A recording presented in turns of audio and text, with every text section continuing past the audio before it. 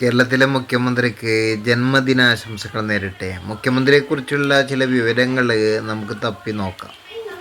നമ്മുടെ മുഖ്യമന്ത്രിയുടെ കഥ തിരഞ്ഞാൽ നമുക്കൊരു കാര്യം മനസ്സിലാവും കേട്ടോ.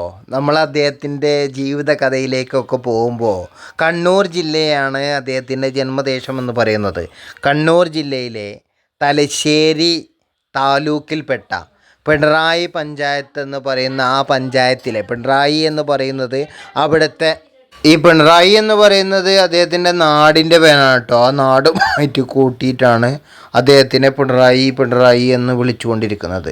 അങ്ങനെ ആ നാടുമായി ബന്ധപ്പെട്ടാണ് അദ്ദേഹത്തിന് പിണറായി വിജയൻ എന്ന പേര് പോലും കിട്ടുന്നത് കേട്ടോ. അപ്പോൾ പിണറായി എന്ന് പറയുന്നത് അദ്ദേഹത്തിൻ്റെ കുടുംബ പേരല്ല, നാടിൻ്റെ പേരാണ്. അതങ്ങനെ പിന്നീട് വിളിക്കപ്പെട്ടതാണ്. ഇപ്പോൾ നമ്മൾ പറഞ്ഞു വന്നതുപോലെ കണ്ണൂർ ജില്ലയിലെ തലശ്ശേരി താലൂക്കിലെ പിണറായി പഞ്ചായത്തിലെ ഒരു കർഷക കുടുംബത്തിൽ, പാവപ്പെട്ട ഒരു കർഷക കുടുംബത്തിൽ കള്ളുചെത്ത് തൊഴിലാളിയായിരുന്ന മുണ്ടയിൽ കോരൻ്റെയും ആലക്കണ്ടി കല്യാണിയുടെയും ഇളയ മകനായിട്ടാണ് നമ്മുടെ മുഖ്യമന്ത്രി ജന്മമെടുക്കുന്നത് കേട്ടോ.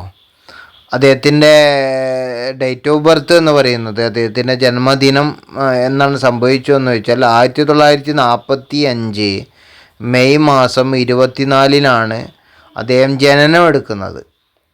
അപ്പോൾ അദ്ദേഹത്തിൻ്റെ ജന്മം ഉണ്ടായിട്ടുള്ളത് പിണറായി എന്ന് പറയുന്ന ദേശത്ത് ഏറ്റവും താഴെക്കടയിൽ കിടക്കുന്ന ഒരു കുടുംബത്തിൽ ആണ് അദ്ദേഹം ജന്മം എടുത്തിട്ടുള്ളത്. ഏറ്റവും താഴെക്കടയിൽ ജന്മം എടുത്ത ഒരു മുഖ്യമന്ത്രിയാണ് ഇന്ന് നമ്മുടെ കേരളം ഭരിക്കുന്നത് എന്നുള്ളത് നാം മനസ്സിലാക്കേണ്ടതാണ്. കാരണം നാണു എന്ന് പറയുന്ന ജ്യേഷ്ഠ സഹോദരങ്ങൾ അദ്ദേഹത്തിനുണ്ട്. അതുപോലെ തന്നെ 14 സഹോദരങ്ങളുണ്ട്. അതിൽ 2 പേരാണ് കുമാരനും നാണുവും എന്ന് പറയുന്നത്.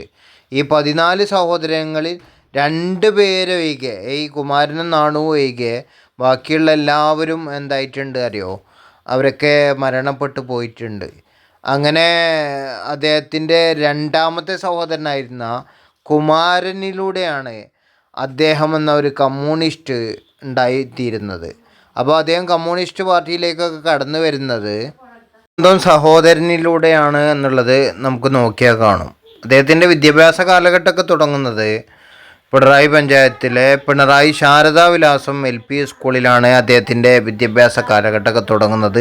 പേരളശ്ശേരി ഗവൺമെൻറ് ഹൈസ്കൂളിലുമായിട്ട് അദ്ദേഹം വിദ്യാഭ്യാസം നേടുകയുണ്ടായി. സ്കൂൾ ഫൈനലിന് ശേഷം 1 വർഷം നെയ്ത്ത് തൊഴിലാളിയായിട്ട് അദ്ദേഹം ജോലി ചെയ്യുകയുണ്ടായിരുന്നു, നെയ്ത്ത് തൊഴിലാളിയായിട്ട്. പിന്നീട് പ്രീ യൂണിവേഴ്സിറ്റി കോഴ്സിനായിട്ട് തലശ്ശേരി ബ്രണ്ണൻ കോളേജിൽ അദ്ദേഹം ചേർന്നു. ഏറ്റവും താഴെക്കടയിൽ കിടക്കുന്ന ഒരു കർഷക കുടുംബത്തിൽ നിന്ന് വിദ്യാർത്ഥി രാഷ്ട്രീയങ്ങളിലൂടെയൊക്കെ കടന്നു വന്ന് രാഷ്ട്രീയ പ്രവർത്തകനായി മാറി കേരളത്തിൻ്റെ മുഖ്യമന്ത്രിയായ പിണറായി വിജയൻ സഖാവിനെ 80ാം പിറന്നാൾ ആഘോഷിക്കുകയാണ്. ആ സഖാവിനെ പിറന്നാളിൻ്റെ നിറവിലാണ് കേരളത്തിൻ്റെ മുഖ്യമന്ത്രിയുള്ളത്. അദ്ദേഹത്തിന് 80ാം പിറന്നാളിൻ്റെ ആശംസകൾ നേർന്നുകൊണ്ട് അജയ്യനായി ശക്തനായി കേരളത്തിൻ്റെ മുഖ്യമന്ത്രിയായി തുടരട്ടെ എന്ന് ആശംസിക്കുന്നു.